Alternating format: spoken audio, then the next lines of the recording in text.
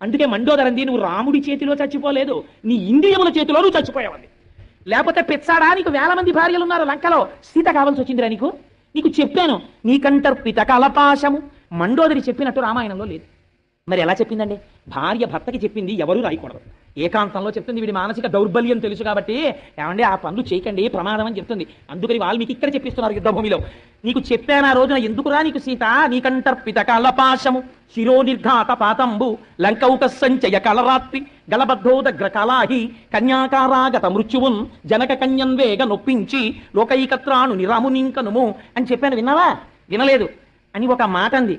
ఏరా, సీత నాకన్నా పతివ్రత, అందగత్య, నాకన్నా ఏం కనపడి సీతని తెచ్చి చచ్చావురా నువ్వు అందావిడ. ఎందుకు ఈ మాట అందో తెలుసా అండి? నువ్వు చచ్చిపోతే నీకు సంస్కారం చేయడానికి తమ్ముడు మిగిలాడు విభీషణుడు. రేపు నేను చచ్చిపోతాను, నాకు ఎవరిని మిగిల్చావురా నువ్వు అని అడిగింది ఆవిడ. ఇంద్రజిత్తు లాంటి కొడుకుని కన్నాను, కానీ మిగిల్చావా?